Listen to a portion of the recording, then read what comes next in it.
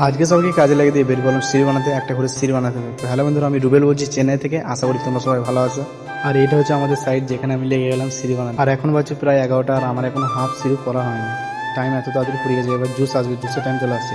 তো finally juice চলে এসেছে, আর আমরা এখন কাজ বন্ধ করে জুস খেতে গেছি। আর এমনিতেও আমাদের লেবারগুলোর জুস খেতে বেশি পছন্দ করে। গরমের দিন তো চেন্নাই এমনিতেই গরম বেশি, ওই জন্য চা খায় না। আর এদিকে প্রায় আমার সিটের শেষের দিকে, মানে আমরা এখন নিচের ধাপটা করছি, ওপরের ধাপটা এখনো বাকি আছে। আর প্রায় বাজতে ছিল 12:30।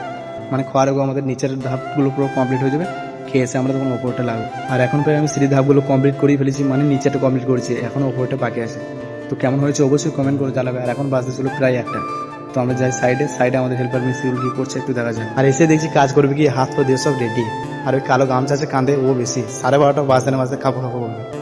তো ফাইনালি খাওয়া দাওয়া কমপ্লিট, আর এখন বাজছে প্রায় 2টো। আর আমাদের হেল্পারগুলো মশলা মাখাতে রেডি করে দিয়েছে। আর আমাকে যেতে হবে সিঁড়ি বানাতে, আমাদের ওপরে সিঁড়ির ধাপগুলো এখন বাকি আছে।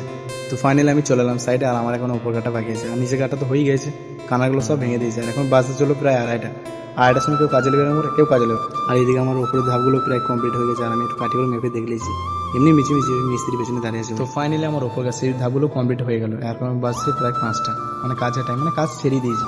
তো কেমন হয়েছে অবশ্যই কমেন্ট করে জানাবে। আর এই নিচেকার ধাপগুলো তো একবারে কানাগুলো সব ভেঙে গেছে জল আসা করে করে। আর ওপরের ধাপটা কেমন লাগছে অবশ্যই বলবে, ঠিক আছে।